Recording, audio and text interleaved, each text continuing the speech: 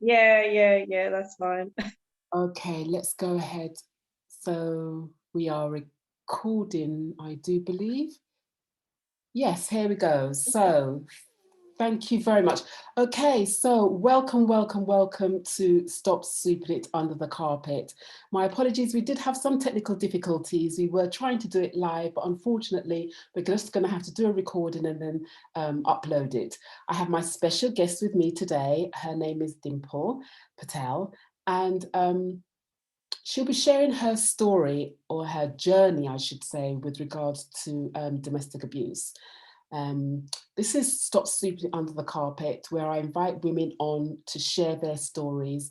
And it's a way of empowerment and to empower other women as well, that we can't keep silent. We mustn't be silent with regards to any issue about domestic abuse. So, Dimple, if I can ask you to introduce yourself. Okay, thank you, Jacqueline. Good evening, everyone. I'm sorry about this evening.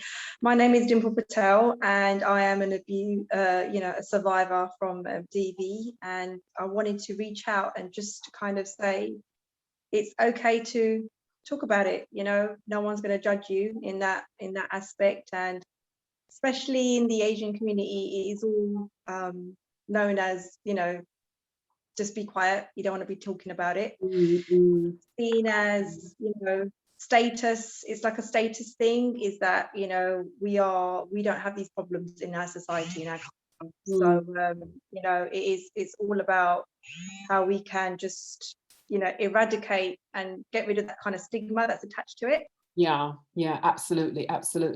So as Dimple said, she's here to talk specifically, directed specifically, all women, but specifically to the Asian community, because as you said, there's this stigma surrounding domestic abuse, and that you're not supposed to talk about it. You're just supposed to sweep it under the carpet, and it's not healthy, and that's not the way forward. So let me just start off by asking, so when did in your relationship, when did you start recognizing abuse in your relationship? When did it start, and how old were um, I think for me, it kind of started with the physical abuse, even though the emotional abuse was there, but I didn't recognize it. I didn't realize that he was trying to, things like, even after we got married, it was like I wanted to keep my name double barreled, like Nakum Patel. And he said to me, no, he feels as if he's still borrowing me from my dad. And I thought, borrowing? you? Okay. Okay, well, it Mm, was things like that, and I didn't think of it at the time. And I thought, oh, do you know what? I don't want to have an argument about it because it's just going to spoil it all. And mm, small things like that. And then I remember it was the financial element in terms of everything had to be halved 50-50, which was fine because I was working and so was he. mm, Uh, but then he started he was into contracting. He was earning a lot more money than I was, and mm. then friends were saying to me, how comes you're still paying half where, you've still got children, you're working full time, and it doesn't seem right, Dimple. And I was like, it's okay. It had to be fair and equal. And in his mind, everything had to be fair and equal. Mm, mm. Um, and I think that kind of stemmed from, his deep rooted problems that he had, I guess, how he was, I guess, growing up. Mm. So it's one of those things where I didn't think much of it. He always did tell me he had some issues, but I thought, okay, all he needed was love. And I guess I thought I could fix him. And Right, that was my right. I thought I could help him, support him. Mm. Uh, but, you know, I didn't realize I had my work cut out for me. Right, okay. Wow. I mean, we're talking about this specifically because this is the first of a four-part series, so to speak. And for our listeners and our viewers, I've invited Dimple on because she is part of this Domestic Abuse Commission report that was launched in Barking and Dagenham. Now, in the UK, we have different boroughs, and Barking and Dagenham, even before lockdown, even before the pandemic, had the highest rate of reported domestic abuse cases. So the pandemic has shone a light on, around the world, globally, on the increase of domestic abuse. So, of course, again, domestic abuse in Barking and Dagenham has risen even further. So they have commissioned this report, and they had survivors like yourself participating and, asking, where do we go from here? What is happening in Barking and Dagenham, and the rates are so high in this borough than it is in any other borough. So before we get onto that, I'm just trying to set the what's the word? I'm just trying to put some things in context here. Now, I want to go back to you were saying about the Asian community. What is it about the Asian community that there's this stigma, not to say anything? I think it's to do with status levels. Right. I think it's to do with levels of status, and it's like, we cannot show that we have issues. If there are problems with like mental health or substance misuse, we have to kind of say, no, we are squeaky clean. We don't have any problems. Right. So when you got married, what was the first, what's the first recognition? Because, I mean, even though you're in this relationship, maybe the abuse was happening, but as you said, you didn't recognize it. But when did you start to question, because your messages follow your gut instinct? So what was your gut telling you? So what happened, he did a lot of gaslighting. So he used to say things like, you've got anger problems and you've got anger problems. And I used to think, why is he saying that? Have I got anger problems? So, when someone says that to you so many times repeatedly, you start believing it. Yes. And I started questioning my behavior, and I used to think, have I got anger problems? Then he used to say things like, it's your dad's fault. He messed you up. And I used to think, well, I had a good childhood. I remember thinking I had a really healthy childhood, and I would try and reminisce about, I guess, Miss Piggy, who was my role model at the time. And he used to say things like, well, I'm trying to forget my childhood. And I used to think, oh my goodness, like, he couldn't let it go. Right. And for me, it was that constant, oh, you've got problems, your father's messed. And I used to think, no, he hasn't. He's taught me to be independent. He taught me to do all of these wonderful things. But because I think I had confidence, and, I studied drama at university, all the rest of it. And I think that confidence was in there, but he tried so hard to belittle me. Right. Take it away from me. He tried to be isolating me from my family, my friends. I went 3 years without seeing my mum, my sisters. Oh my gosh.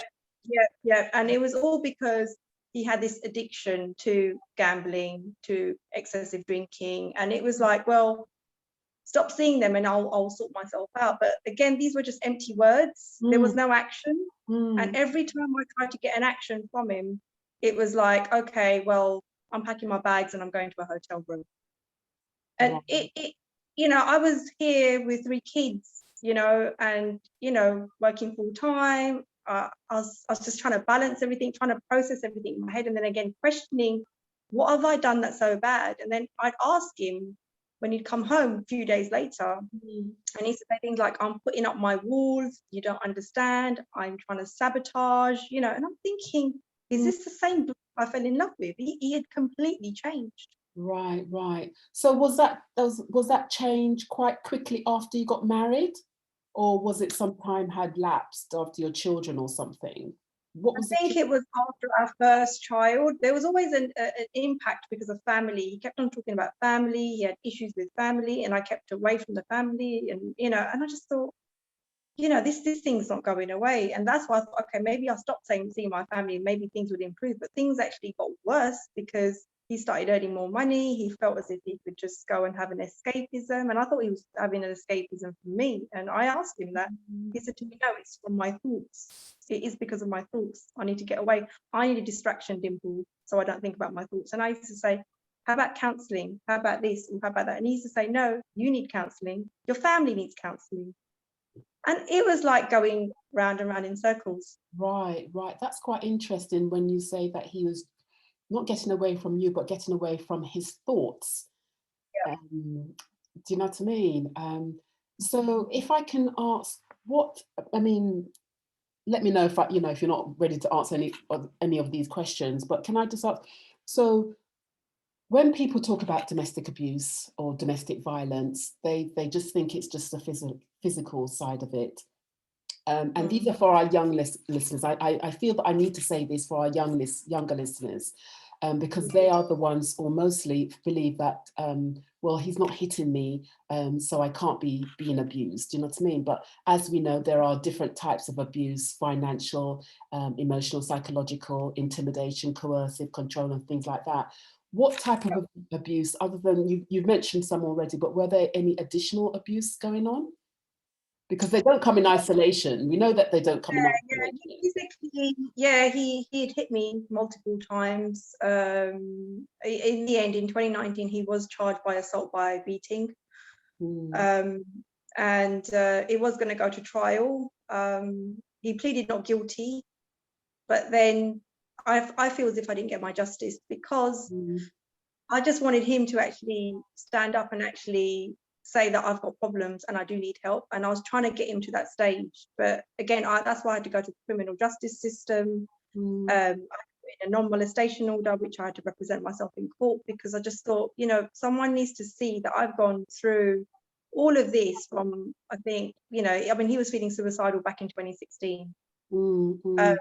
He said he wanted to take his own life. He wanted to take the kids. He was escorted to the psychiatric unit with police, and believe it or not, he was able to walk out. He was not sectioned.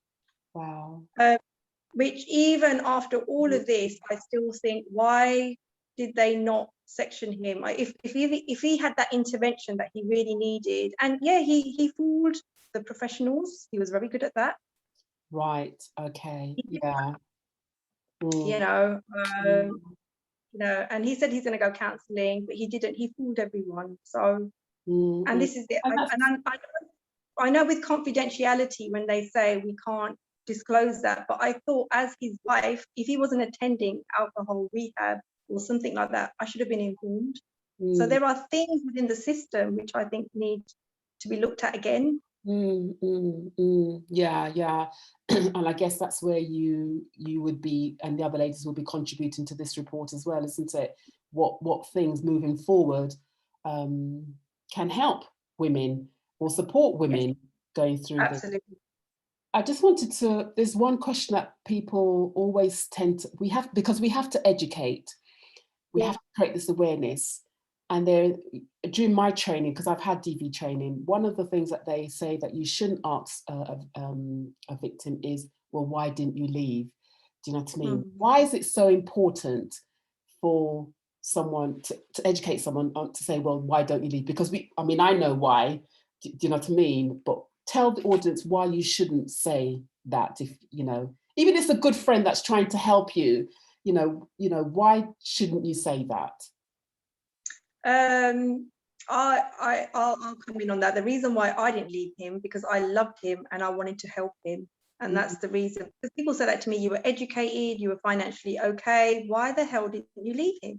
And I said, I just wanted to make sure he was okay, because he had all these problems. He played the victim. But then I think, to be honest, in the end, I would have ended up like losing my rag, because I kept on thinking, this guy's going to make me go crazy. I was going round and round. It impacted me. It impacted my 3 boys. And but that's the whole idea. That's the whole idea of gaslighting, isn't it? The idea to make the other person think that they're going mad, that they're going crazy. So you mentioned your 3 boys there. Did he at any time hit you in front of the boys? Yes, there were times.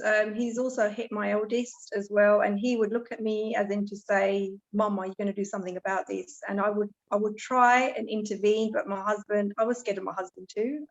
It was quite scary when he was very angry. He had this enormous amount of strength, especially when he was under the influence of alcohol. Lots of strength. And we were scared. So now the atmosphere is completely different at home. The boys are a lot more relaxed. I've told them the stuff that I'm doing with the media, and they're actually supporting that, because they're saying, Mum, if you can help another mum, that's great. If you can help another boy or a girl, Mum, that's wonderful. So that's what I would like to do, is obviously educate the young people, because 25 years ago, when I was at school or college, I wish there was someone around to kind of recognize the signs around, mental ill health. watch out for these kind of signs, you know, manipulation, gaslighting, all these things. You know, people just say, okay, find a nice guy, settle down with him, blah, blah, blah. It's not like that at all. It isn't. And, you know, I've been doing Stop Sweeping It Under the Carpet and inviting women onto my show to speak about their experiences for, I think, nearly 2-3 years now. Time has really flown by, you know, and the fact that I'm so passionate about sharing the stories, do you know what I mean? To the point where I've written my book about it, about a fictional book, just to show not so much the physical side of it, but more the coercive side, the part that nobody seems to know about. And even though coercive and controlling behaviour was deemed unlawful back in 2015, I think it is, you know, there's still such, we haven't even scratched the surface, to be perfectly honest. Do you know what I mean? So, you know, having stories like this, and your son is right, maybe when you share your story, the hope for me and for yourself is when you share these stories, it has a domino effect, that other women will say, oh, well, that happened to me. And I think for you, particularly because you're from an Asian background, and how, you know, they're not going, you know, women are not going to come forward, and they see someone like you coming forward and speaking on it, then they too will hopefully build up the nerve and the courage to speak about it as well. So, you know, my hope really is that, you know, these stories will have a domino effect, and if it can save one person's life, then, you know, you've done it. Do you know what I mean? It was worth, I'm not saying that it was worth getting all the beatings for, and that's not what I'm saying, but you know, your story would have contributed to them making that decision. Yes. I wanted to ask about what you said, that the reason why you wanted to tell your story. How did it go about you making your contribution to Barking and Dagenham? How did that come about, being one of the selected women so before, while I was in the relationship with him, and you know, when he hit me, and I was looking frantically for local support from the local authorities, so that's when I noticed DV Flag East. So I saw that and I called them up, and then I got some advice from a solicitor. Okay. That was really, really helpful. And that, you know, at that point, I thought, where else can I go? Because I wanted some free advice in terms of where I stand legally, even though the house was under, you know, joint names. And that's what I mean, while I was still controlled beyond the grave, because even though I paid off my house, which I paid off, he actually, back when we purchased the house in 2010, he did something very sly. He put the house under tenants in common, which he protected his 50%, which I didn't know. I did not know. And when I got in touch with, obviously, Land Registry, they told me paperwork was submitted in 2010, which I just gave birth to my son. I trusted him. Right. He did. However, I paid the deposit, I paid the final balance of the house. So therefore, I'm still being controlled. So even now, he left half of the house to my 3 boys, but now I'm in a position now, should I want to move, I'm only going to get one. Oh my goodness. Yeah. Wow. That is quite manipulating, isn't it? So underhand, really, isn't He it? had to have the last say, I guess, Jacqueline. And I think it was to do with control, because his last words to me were, I don't care if I lose you, I don't care if I lose the kids, but you can't tell me what to do. Wow. I Those mean, were his words to me. We must say at this point that he committed suicide, didn't he? He did, yeah. He took his life. He asphyxiated himself. Yeah. And how did you find out about that? I got a phone call from his dad, and he left me a voicemail, and then a few hours later I had the police turn up at my door. Wow. Yeah. Wow. I mean, it does certainly seem as if he has had not the last laugh, but, you know, as he said, he's going to control you even though he's no longer here. Yep, he Me. made or he wrote a will one month before he did it as well, saying that she should not have anything because she's going to give it all to her family. And I'm like, oh my God. But we can see, I mean, for you telling your story now, you can even see from back then that, you know, there were mental health issues. Yeah. I mean, I'm not a professional or anything like that, but based on what you're saying, the fact that, you know, he's running away, needs time to process his thoughts. I mean, okay, yeah, we all need time to process our thoughts. But it feels and sounds as if there were some mental health issues. Yeah. Were you He able was diagnosed with depression and anxiety in 2016, but after reading his suicide letters, it does seem that he obviously had deep-rooted psychological problems because there was no accountability from him. He was blaming everybody. Right.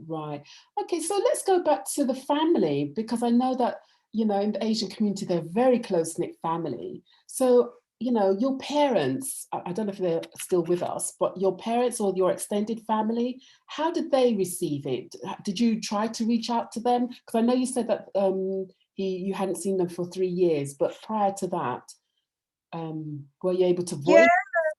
I was close. I was very close to my siblings, and my siblings as well used to say that he was jealous because they used to think, why is he behaving like this? Why can't he just see that we're all very close? We were a very close, tight-knit family. And then over time, and again, same thing, you know, my family noticed that, you know what, let's just have that distance because it seems that you're going to be happier and he's going to be a lot happier. So let's do that.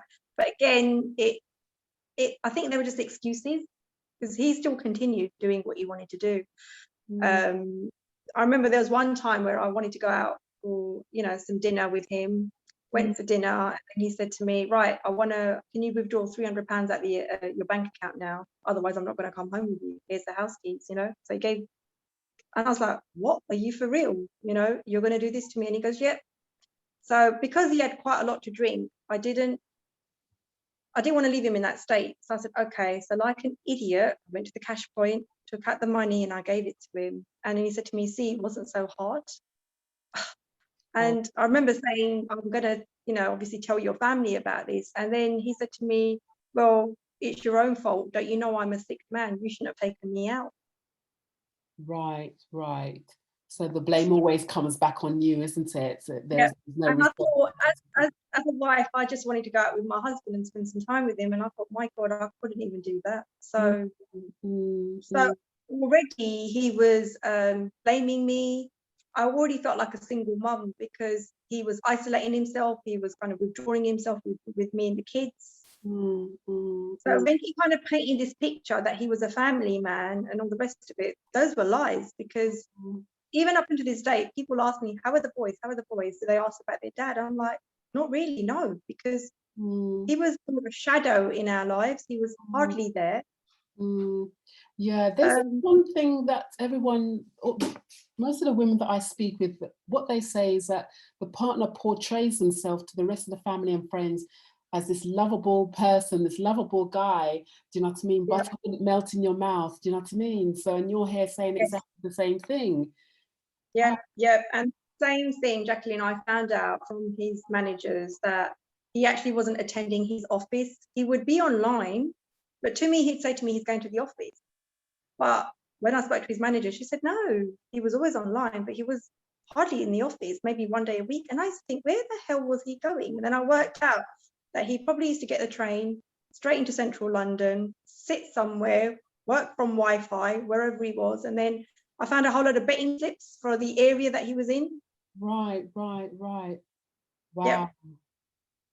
Wow, that's really interesting. That's really interesting. So, I mean, so where are you now then? What, you know, from this report as well, Yep. you know, what do you want to see Barking and Dagenham do as a community? Because what they're saying is, you know, we've collated all this information, we're going to process it, and we're going to, you know, use it as a blueprint for the other London boroughs. What are you expecting from this commission report? Yes, so obviously I've looked at all the outcomes which Yeah. they've highlighted, and I do think in terms of all of them, the children are also the survivors of the of the abuse as well, and Yeah. it is about supporting the young, the children that have gone through it, but also educating the young people as well Mm, to recognise safe and healthy relationships. So for me, it would be something along, possibly foruming these sort of workshops in schools, in colleges, to kind of demonstrate actually now you can change this into a positive outcome. You've just mm, seen some role play. How would you change it? So you're empowering the young people to recognize the signs of abuse, to change it into a positive outcome. And if that could be replicated across all the kind of, London boroughs, that would mm, be amazing. mm, So mm, you're using kind of forums here to kind of show the young people actually, yes, this is the mm. way to kind of do it. Right. So how do you see that? Do you see that within the schools, or as you said, in workshops within the local community? Is there going to be a place where people, women or men or young people can go to get this information? I think it should be in schools because I think in terms of kind of emotional intelligence, it could be all part of the toolkit that is provided for creating the future of Britain as well. So Mm, all these kind of skills which we want our young people to turn into leaders, mm, these are all the kind of skills that you're going to get in terms of self-esteem, confidence, recognizing, listening to other people, and mm, actually creating that balance and also controlling their own emotions, which mm. is so important. To Yeah. walk out from a professional meeting, for example, is no good. Yeah, yeah. I mean, I'm a former teacher, so I know about PSHE and those classes, and I guess some sexual and healthy relationship sessions or lessons are going on in those classes. But it's how deep those sessions are going to be. Are they just going to be surface level information, or how? My concern is how much in depth those lessons or those that information will be in terms of educating young people in schools. I think in schools, I mean, teachers got a lot to handle as it is.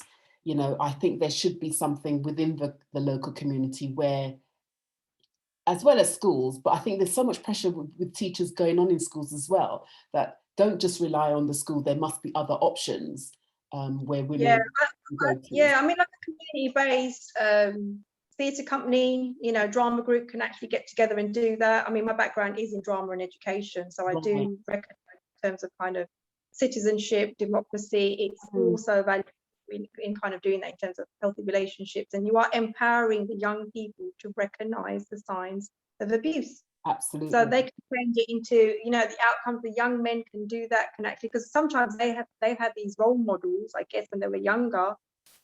It wasn't as healthy as it should have been. It should have been because they never saw good behavior from other figures. They're replicating, thinking it's normal. And I wanted to break that cycle. Having three young boys myself, Mm, my husband, he was a drinker, mm, drinking every day. And he came from a drinking culture, which I wanted to change. right, right, right. Okay, if I can just quickly name some of the outcomes that were Mhm. described in the report. One of Yeah. them was talking about the first one was professionals and services, healthy relationships and young people, as you just said, trauma informed. What's Mm. trauma informed? Do you know what trauma informed is?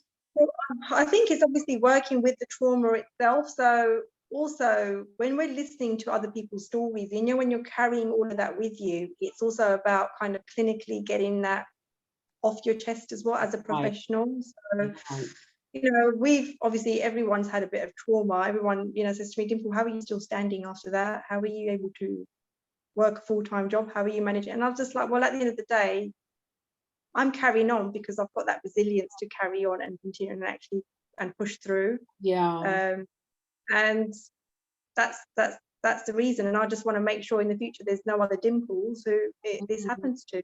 And that's what I yeah. really want to do. Yeah, I'm going to mention this one. Outcome number 5, perpetrators and challenging abusive behaviours. Now, I get so frustrated because the onus always seems to be on the women. Um, Yes. so for this outcome number 5, when it talks about perpetrators, what do Barking and Dagenham want to do with perpetrators? Barking and Dagenham would like to do with that is actually working with the perpetrators and looking at their behaviours and why they are behaving the way they are doing. So it's not focused upon the victim, how she, or he may need to adapt, but remembering that majority is usually the male who is the perpetrator. Actually looking at his behaviours, looking at the root cause of the problems. Yeah, right, okay. And outcome number 6, community groups and community spaces.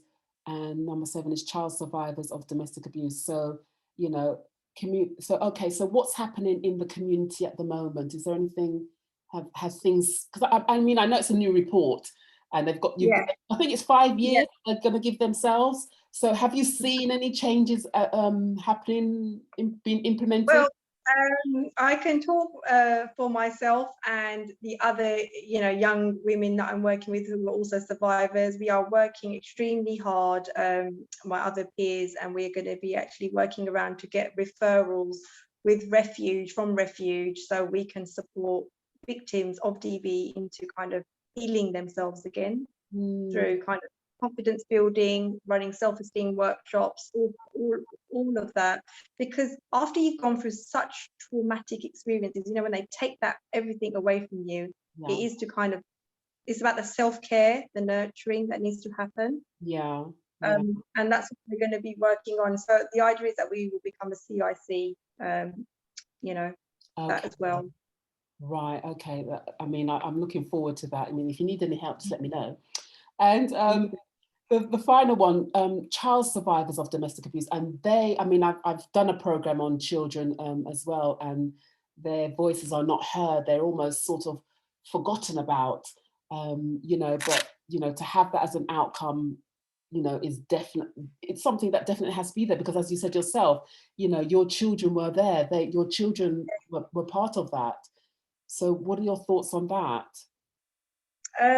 Yes, I think there should be some sort of like work going on between, the mother and the children, so we can kind of build up together. So I'm getting a little bit of support with a frontline social worker who's working with the boys, which she's great. And it's just to kind of make sure, obviously, the support is there. They can kind of let off any thoughts or feelings that they have through counselling, and also just to kind of keep the lines of communication going as well. So I'm very open about it. I ask them, it was your dad's birthday, do you want to do anything? And they're like, no, we don't want to do anything. That's fine. So I just always acknowledge that, it was there, and just to kind of, but then the choice is theirs if they want to do something about that. Can I just ask, how old is your eldest? He's 10. 10. Can I just ask, have they shown any traits of your husband? Can you see any traits of your husband in them, of the sort of behaviour towards you? Not really. Well, that's good. Nothing that's come just yet, but I can't say for the future. But for now, I mean, I keep talking to them about respecting women. Without women, you would not be on this planet, because women's given birth to you. You respect the woman, all these wonderful things, like and my brother who was out of my life for so long. He's a really positive role model for the boys, so the boys really look up to him. And it's so nice to kind of do that. And actually, it's my son who actually said to me, look, Mum, if it wasn't for Dad, you would never have reunited with your brother, and we would have never got to have a lovely uncle. Right. Okay. So he is seeing that, Mum, because of that, if A didn't happen, then we would never got B to B. We wouldn't have reached there.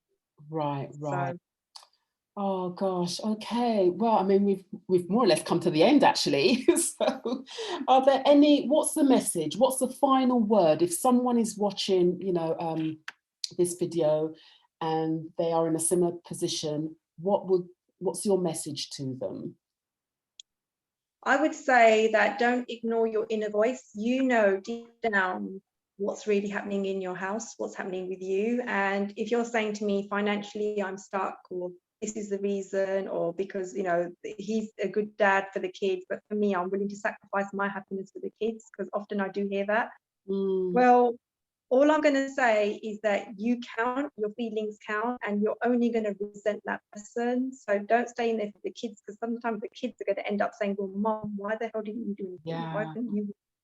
So take that step, be brave, you know, and be courageous, and you can do this. And there is support out there. Okay, well, thank you so much for that. Thank you, Dimple, for sharing your story. I really do hope that it helps other women, and I do hope that if there is someone in a position that's such as yours, that they do seek professional help, or if not, reach out to a family member if they can, or friend, and not to suffer in silence. So Yeah. yeah. Yeah, and the typical thing is always that I remember the way people talk about it is that keep the problems in the house. No one else must know about it. So don't talk to your friends, don't talk to anyone, don't talk to the mums at school. Yeah. And it really, like, it was literally like, what can I do that I, you know, it's constantly being controlled. And it really, you know, and I wouldn't wish that upon anyone. Yeah. Okay, well, that's it. We've come to the end. Thank you so much for joining us. If you guys have any comments, then, you know, put it in the comments box. If you have any questions, and also put those in the comments box as well. Thank you so much for your time, Dimple. Take care until next time. Bye for now. Thank you, Jacqueline, for having me on. Thank you. Bye-bye. Bye-bye.